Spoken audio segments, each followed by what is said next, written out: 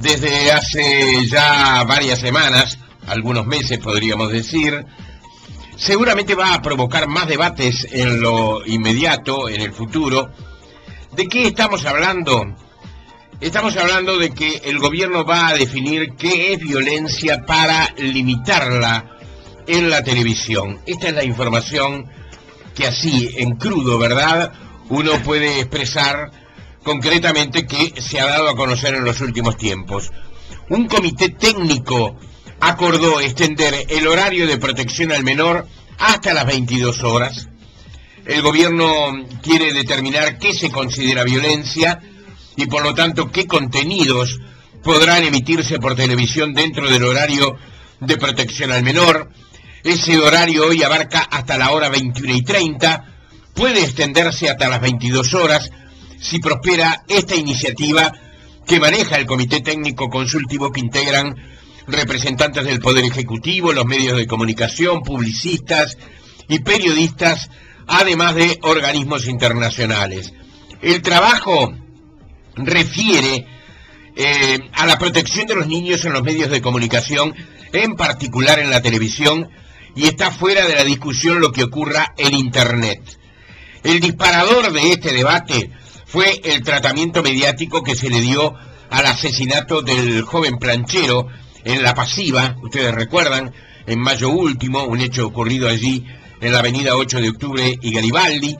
El gobierno se quejó de que los canales de televisión abierta en 5 días emitieran 102 veces fragmentos del video de dicho homicidio. Por eso, entre las medidas de seguridad anunciadas en el mes de junio, se decidió incorporar a los informativos en el horario de protección al menor. De esa forma no pueden emitir imágenes violentas. Lo hizo mediante la derogación de un decreto que marcaba la excepcionalidad del horario de protección al menor para los noticieros, los programas periodísticos y los deportivos. Este es el aspecto que aparece como más complicado, ¿verdad?, más complejo de definir. ¿En qué está esta situación?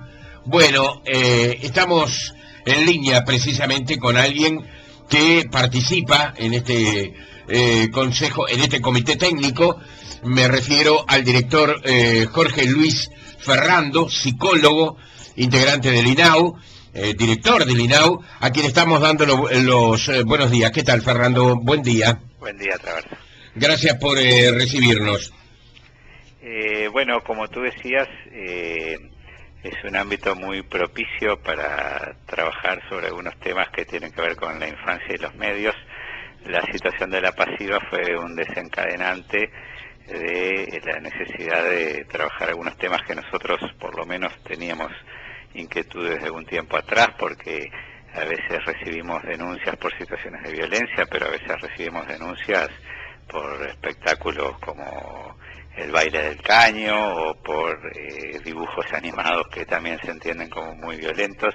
Entonces, generar un ámbito plural que tiene el respaldo y la organización y el apoyo de Presidencia de la República, donde contamos con la coordinación de la UNESCO y especialmente de un experto de UNESCO que está en el Uruguay y que ha trabajado mucho en todo el tema de regulación de medios y infancia, nos pareció una maravillosa oportunidad para tocar algunos de estos temas conflictivos. Hay una agenda que en realidad son 6 puntos.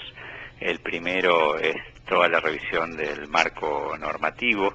El Código de la Niñez prohíbe no solo difundir imágenes que puedan resultar discriminatorias de algún niño o adolescente, sino también cualquier otro rasgo de identidad. Por ejemplo, cuando se da un sobrenombre o cuando se ubica el barrio, la casa, todo el entorno, podría estarse en una situación eventualmente de violación de ese artículo del Código. Tú mencionabas la violencia, el Sí. Código plantea, además de la violencia, el tema de la pornografía, de la discriminación y de lo que pudiera entenderse como difusión o promoción, por ejemplo, en el campo de las drogas, como temas también prohibidos dentro de este horario de protección.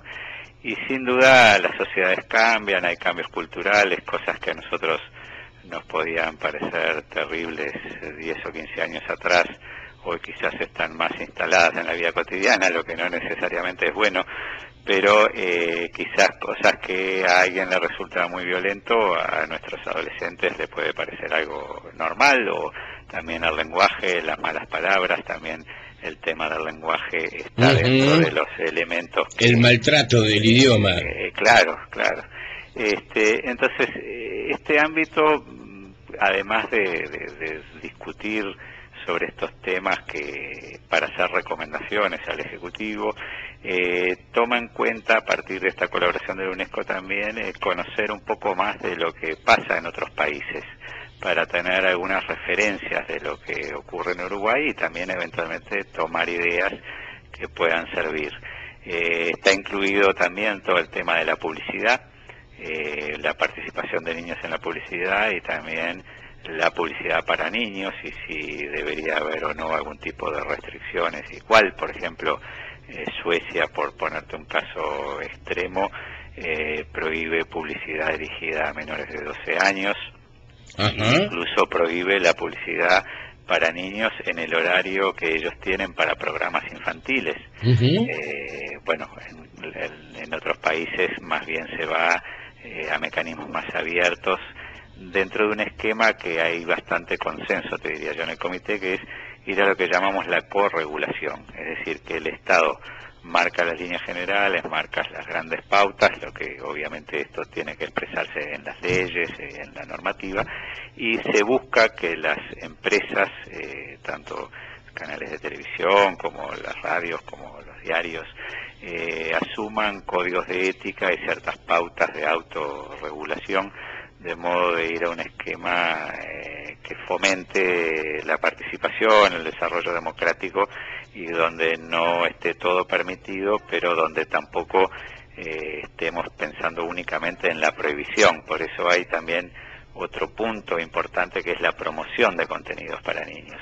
Hay países que tienen horarios y mecanismos para impulsar la producción nacional, eventualmente producciones donde los propios niños o adolescentes muestran sus formas de sentir, de pensar, de divertirse, sus inquietudes. La semana pasada nosotros trajimos a una experta argentina que trabaja en el canal Paca Paca de contenidos infantiles, y decía que en la Argentina los programas más vistos por lo menos de 18 años son Tinelli y Los Simpson, que poco tienen que ver con contenidos infantiles, ¿no? Entonces es necesario también pensar cómo el Uruguay puede promover otros contenidos. También en la agenda de discusión está la educación para los medios, las orientaciones que niños y niñas puedan recibir eventualmente en la escuela, en el liceo, las orientaciones para los padres, y lo que llama la clasificación indicativa, que es otro tema que el comité ha considerado importante, que es cuando se pone un programa o una película no apta para menores de 13 o para menores de 15, en fin, las franjas de clasificación que muchas veces no se pone o queda librado a cada canal, o solo se pone al comienzo y después de cada tanda uno agarra de repente la película empezada y no sabe qué tipo de clasificación tiene. Entonces nos parece que hay algunos aspectos que de esta reflexión están surgiendo, que yo creo que serán bien interesantes, para no solo quedarnos en la cosa de lo inmediato, de si se va a prohibir o no determinadas cosas, sino algo que apunte también a las cosas que queremos promover y a dar orientaciones a los niños y a los padres, ¿no? Claro. Fernando, uno de los temas que uno inmediatamente conecta a partir de iniciativas de esta naturaleza, más allá de de la argumentación, que la argumentación es absolutamente aceptable, ¿no? Es decir, aceptable en el sentido de que todos estamos buscando no solamente la protección de los más pequeños, que eso es muy importante, sino también aumentar los niveles de calidad y sobre todo los comportamientos de convivencia de los seres humanos. Hay antecedentes, de pronto, como usted mencionaba recién, y me parece que es muy útil señalar el tema de la libertad de expresión, ese tema tan delicado, ¿verdad? porque de alguna forma que haya un marco regulatorio significa una pérdida de libertad. Ahora, los individuos nos manejamos todos, digamos, en un marco regulatorio, no hacemos lo que queremos, no podemos hacer lo que queremos. Necesitamos factores, usted como psicólogo lo va a entender perfectamente, ¿verdad? Otra persona de pronto no lo entendería así, que son de nuestra propia represión, es decir, reprimimos impulsos que de pronto nos convertirían nuestra civilización en algo muy salvaje. Exacto, la existencia de la sociedad se fundamenta, entre otras cosas, en la represión, que es lo que hace posible la convivencia. Exactamente. Entonces, Fernando, en ese plano, eso tan querido por todos, eso algo tan indispensable en la vida de los seres humanos como la libertad. El ideal sería que hubiera de todo y que cada cual eligiera, ¿verdad? ¿Cómo va a ser tratado, digamos? Porque hay delgadas líneas allí que separan, digamos, la censura del control. Y no lo digo acusatoriamente, lo digo poniéndome en el lugar de ustedes y en la labor que ustedes pretenden desarrollar. Digamos, me vería en aprieto muchas veces porque de pronto estoy proponiendo algo que supongo que puede ser absolutamente favorable para la sociedad, pero que está marcando de alguna forma una señal de censura en lo que hace a los estímulos y en lo que hace a las predilecciones de las personas. Sí, obviamente la libertad no es un valor absoluto y yo creo que va cambiando esto con los tiempos, como lo decía antes. Por eso a nosotros nos gusta hablar de la corregulación y de la autorregulación sobre la base de ciertos consensos, es decir que para nosotros como INAU muchas veces nos vemos en ese aprieto que tú decís cuando alguien, digamos, nos hace una denuncia y bueno, hay situaciones que son complejas de analizar, cuál es el límite y digamos llegar a una definición como se está intentando en este grupo de cuál sería la violencia que se entiende que no puede estar permitida dentro.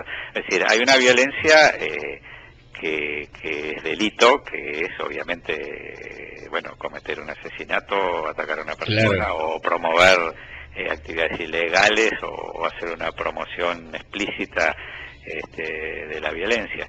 Pero después tenés ese límite complejo de situaciones violentas que también a veces la reiteración, como se mencionaba en el caso de la pasiva, incide, porque no es lo mismo pasar una vez la noticia que pasar la misma imagen muchas veces. Entonces, en el fondo, hay cosas que no hay ley que las solucione y hay que buscar los mayores consensos y la ley tratar de expresarlo lo mejor posible, ¿no? Acá en la agenda hay una frase que expresa: hay que ir a tanta autorregulación como sea posible y la regulación que sea estrictamente necesaria, ¿no? Eso es como algo que nos guía. Pero bueno, nosotros sentimos como INAU que para poder hacer un buen trabajo respecto a los medios, como te digo, no es suficiente con pensar lo que hay que controlar o lo que está prohibido, sino también ver qué hay que promover.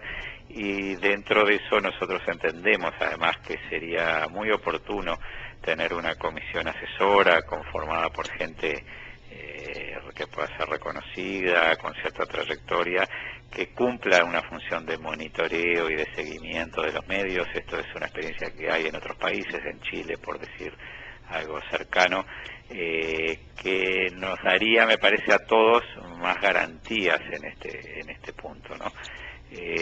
Pero bueno, estamos en la mitad del trabajo, nos propusimos 12 sesiones de trabajo, sí, sobre fines de octubre, principios de noviembre. Seguramente va a salir el documento con las recomendaciones, con aquellos puntos de consenso y aquellos en los que eventualmente pueda haber más de una opinión, y allí, bueno, empezará un trabajo a nivel del Ejecutivo y eventualmente del Legislativo, si se entendiera que hay modificaciones legales a hacer, para poder, bueno, en el 2013 empezar a trabajar con reglas de juego más claras y quizás con iniciativas necesarias que mejoren las propuestas actuales, ¿no? Claro.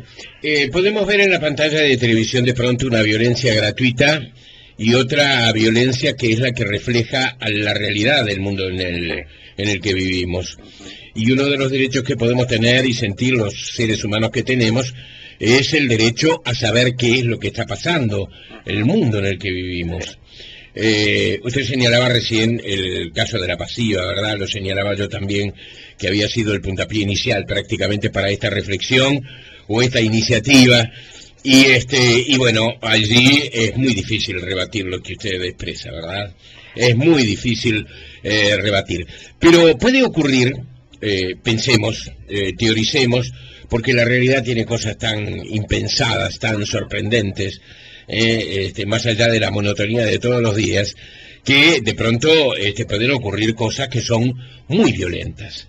La realidad se puede convertir hoy, la realidad escupe diariamente situaciones de altísima violencia, de altísima agresividad.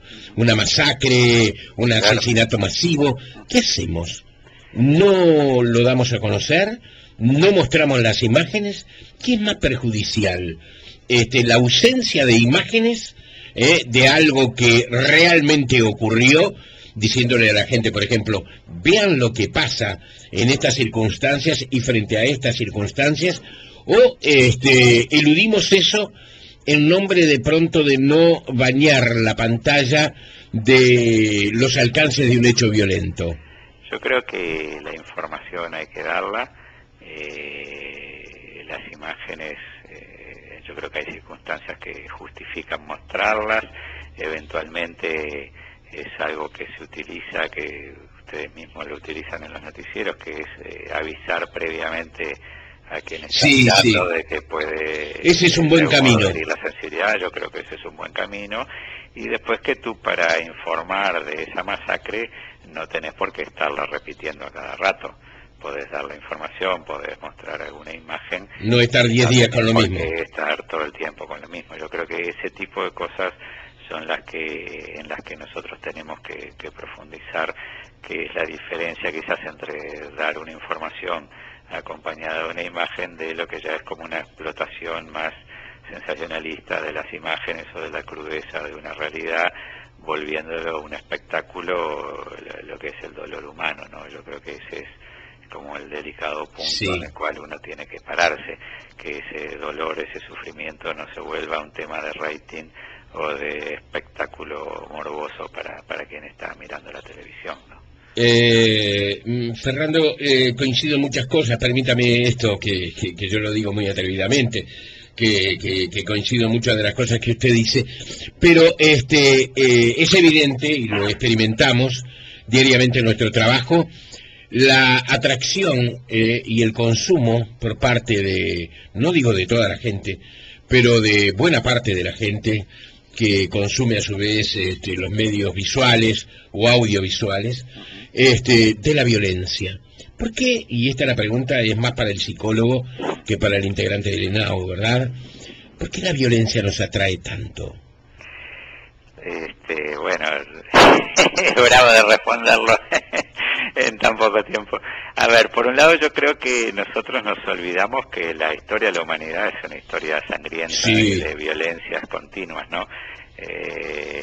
Cuando se iba a la guerra lanza contra lanza, cuchillo contra cuchillo, ¿no? Cuando se hacían los duelos criollos y tantas otras cosas que forman parte de la historia sangrienta que a veces ocultamos y convertimos como en mitos históricos, situaciones que en el fondo fueron muy dolorosas.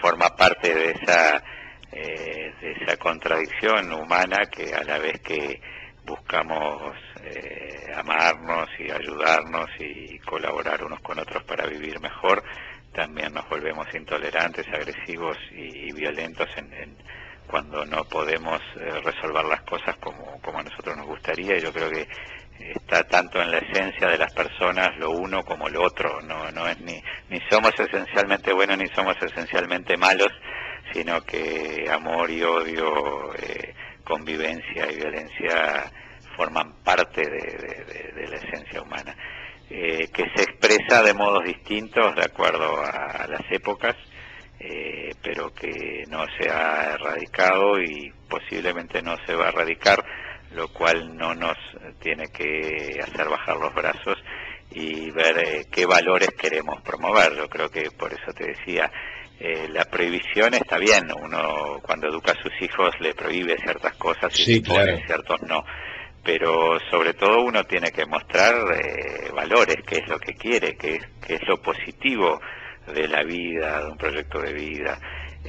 Así estamos, así me parece que es como tenemos que educar a nuestros niños, y la televisión forma parte de la socialización de nuestros niños, cada vez menos, por eso hay una gran preocupación en este equipo también de todo lo que es el mundo de Internet, que es un mundo con muy poca regulación y que es cada vez más fuerte en la socialización de los niños y los adolescentes, pero bueno, está hoy fuera del alcance de este grupo ponernos a trabajar en esa área porque realmente está faltando regulación internacional y es un tema de honda preocupación de los padres que muchas veces no saben en qué están sus hijos o empieza a descubrir que sus hijos se conectan a veces con adultos en relaciones que pueden ser muy complejas, pero entonces volviendo al anterior, yo creo que en el origen de la violencia está esa contradicción que se instala desde el mismo momento que nace una sociedad, que es el tener que limitarnos en lo que serían todos nuestros deseos y nuestras expectativas en aras de poder convivir con otros y de buscar con otros valores y una forma de convivencia que está siempre cuestionada a la misma vez por nosotros mismos, ¿no? Que en un momento podemos ser muy amorosos y quizás media hora después podemos ser muy violentos, y ni que hablar de si vamos a los datos de la violencia doméstica, que está instalada hoy por hoy como el segundo delito prácticamente en la sociedad uruguaya, muchas veces invisible, ¿no?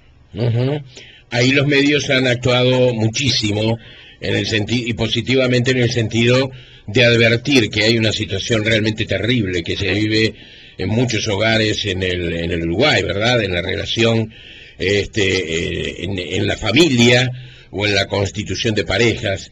En eso los medios de comunicación han sido, de alguna forma, han estado alertas a la advertencia de la gente. Fernando, le quería preguntar esto.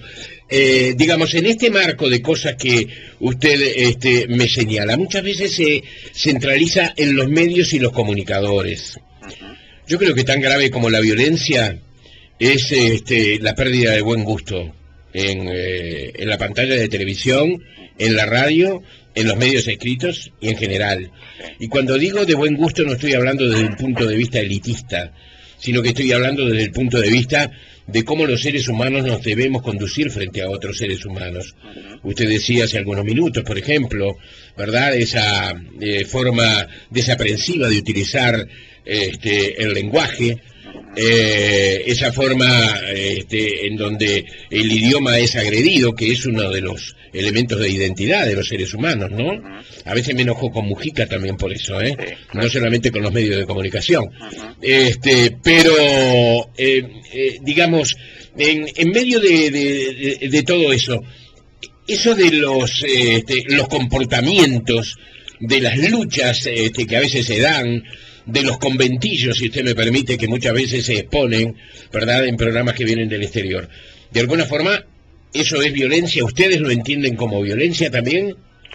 Yo creo que está dentro de la línea de programas en los que uno tiene que poner advertencias, ¿no? Que es difícil ir a un terreno de la prohibición o de la censura, pero más bien me parece que es de las cosas en las que uno tiene que poner ciertas advertencias.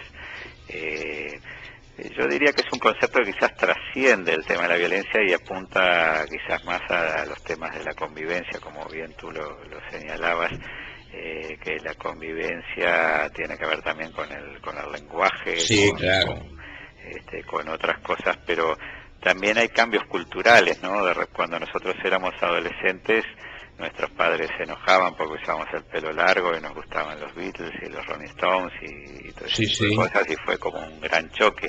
Hace pocos años lo que algunos llaman la cultura plancha emerge en la sociedad uruguaya como una expresión con su lenguaje, con sus músicas, con cosas que a algunos nos resultan como muy chocantes, pero que también nos están diciendo algo de qué es lo que están viviendo y queriendo expresar parte de nuestros adolescentes, ¿no? Entonces es muy difícil en una sociedad de consumo diferenciar cuánto hay pautas que cambian por lo que muestra la televisión y cuánto la televisión muestra también cambios culturales.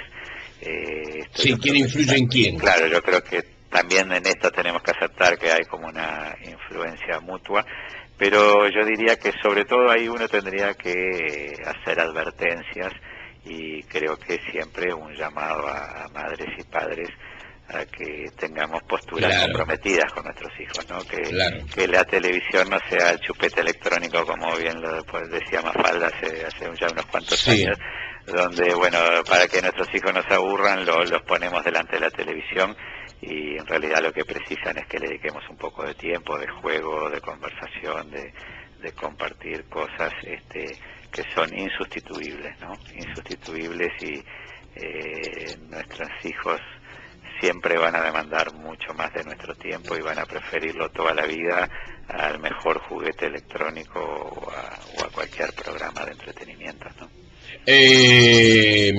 Por otro lado, digamos, de alguna manera esto está dirigido a los medios de comunicación, a los profesionales o quienes viven y trabajan en los medios de comunicación, a quienes hacen programas, a quienes realizan la programación.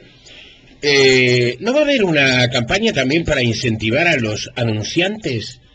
Porque el anunciante es el objetivo final del rating, ¿eh? No va a haber una campaña, no digo que todos los anunciantes lo cumplen así, pero hay una tendencia a elegir por número y a respaldar por número, y no por calidad.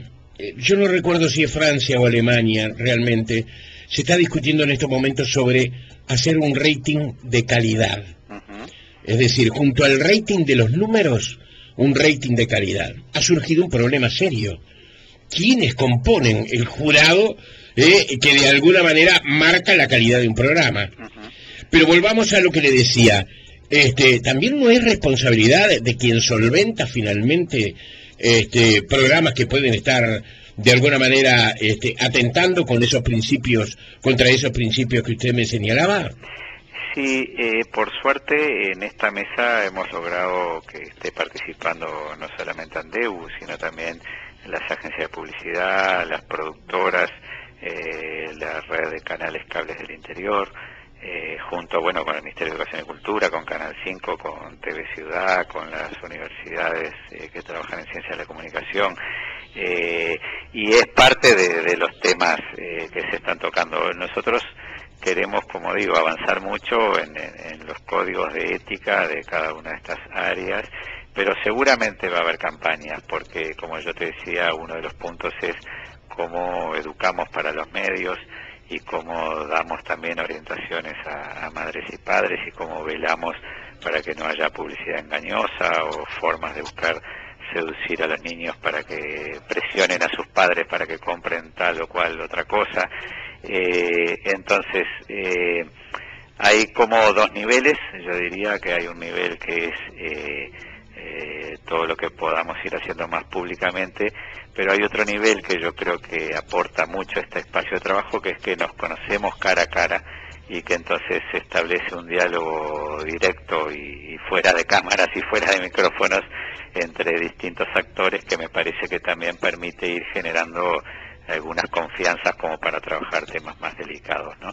Yo tengo esa expectativa. Obviamente, como decía antes, estamos en una sociedad de consumo, el rating manda en muchas cosas, pero tenemos que tener claro también que elegir ese camino donde el dinero mande si no hay otros valores, también produce algunos de los problemas sociales que hoy tenemos y que después todos nos quejamos, ¿no? De que hay más violencia, de los ¿Eso está comprobado? Hay estudios porque hay quien dice que quien ve la violencia comienza a tomar conciencia de lo que la violencia provoca. Yo creo que eso es cuando te toca directamente, ¿no? Claro. Es distinto verlo, porque sobre todo si verlo se vuelve algo más rutinario. O sea, si tú me mostrás una masacre un día, me produce un impacto. Si me la estás mostrando todos los días, ya eso se vuelve algo más naturalizado y casi que lo veo como algo, lo puedo empezar a ver como algo común, porque digo, también acá importa las edades en las que y el tiempo de permanencia ante la televisión. Digo la televisión porque estamos en una sociedad muy audiovisual y la prensa escrita y la radio la imagen, ¿no? impacta menos sobre niños y adolescentes. Los adolescentes se vuelcan más a la radio, los niños menos, porque además no hay programas para niños, que es algo que uno extraña también. Cuando yo era chico recuerdo que tanto en televisión, me acuerdo de Las aventuras de Juan el Zorro, me acuerdo de algunos otros programas,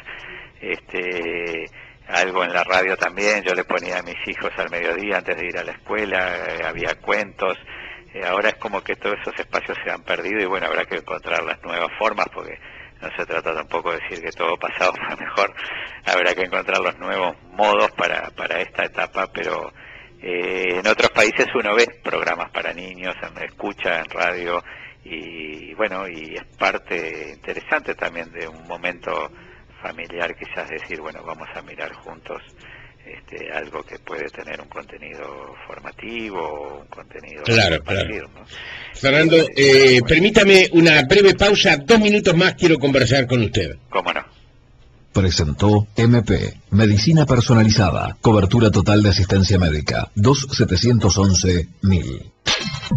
La realidad y sus personajes, tiempo presente. Sebel Uruguay presenta el siguiente espacio. No, Fernando, una de las preguntas que quería decirle era que la intención no es que vivamos en Disneylandia, ¿no? No, claro que no. Y eso debe ser lo más difícil de determinar. Bueno, claro, yo te hablaba de Juan el Zorro y varios dirán, esta persona está delirando, ¿de qué me está hablando? Es un personaje fantástico. Pero yo creo que nos falta mostrar más nuestra cultura, más allá de que estamos en un mundo muy globalizado, no hay que perder las identidades, mostrar las cosas nuestras, por eso la preocupación por promover producciones en un momento en que el país ha mejorado un poco económicamente, que el cine ha ganado su espacio.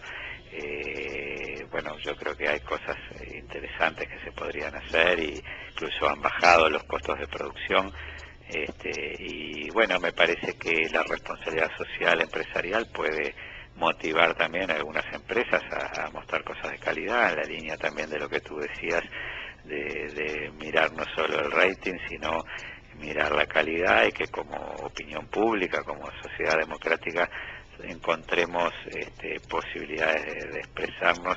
Está todos los desafíos de la televisión digital y lo que se puede abrir en cuanto a una mayor diversidad de ofertas. En fin, es un momento yo creo que muy interesante también, como para que lo que surja de acá pueda de un modo incentivar algunas cosas y bueno, y regular y establecer más claramente los límites para otras, ¿no? La audiencia está planteando preguntas muy interesantes. Susana, por ejemplo, pregunta qué va a pasar con los programas que llegan por el cable, cómo van a ser con las películas, los informativos, los programas periodísticos. Eso es intocable. Bueno, es uno de los temas que estamos discutiendo. Es más difícil, pero podría haber sobreimpresos, podría eventualmente haber mecanismos para que haya algún tipo de adecuación o de mensaje o de calificación que surja a nivel del propio país para tener criterios más o menos homogéneos entre la televisión abierta y la televisión cable. En muchos países existe, previo a los informativos, la advertencia que se pueden ver escenas violentas propias de hechos que ocurrieron, porque si no se deja de informar de esa manera, ¿no? Esa no puede ser la advertencia previa. Usted señalaba algo al respecto, también una manera, digamos, de contemplar el interés del espectador, sobre todo en su edad más tierna, con los contenidos que debe tener, que debe utilizar, por ejemplo, un informativo o un programa periodístico para mostrar a la audiencia. Bueno, sí, es lo de la calificación indicativa o las señales o símbolos que puedan homogeneizarse, que sean mensajes claros cuando uno está viendo algo que puede tener, como digo, no es una prohibición, pero es una recomendación. Cuando uno dice no apto para menores de 13, en realidad está recomendando que si menores de 13 no lo vean, o si lo ven, sea acompañado por su madre, su padre o por algún adulto de referencia con quien pueda eventualmente comentar sobre lo que está viendo. Los noticieros, en realidad, esto es una opinión personal, yo creo que impactan mucho más sobre los adultos que sobre los niños y adolescentes. Claro.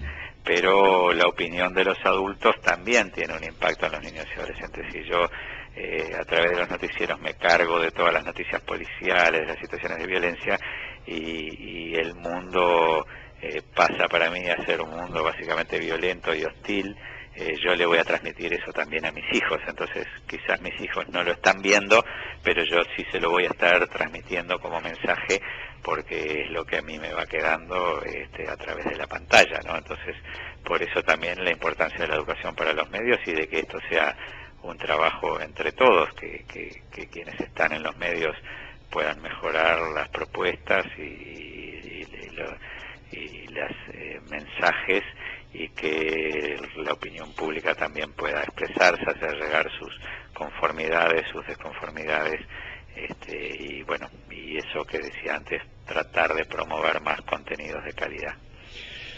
No es una tarea fácil. Seguramente, si usted tiene la gentileza, en una próxima oportunidad vamos a seguir conversando sobre esto, sobre la marcha, sobre el proceso que lleva adelante esta comisión, este comité técnico, y bueno, esperemos que todo sea para bien, como decía Wimpy, creo que era el que decía, ¿no? Sí.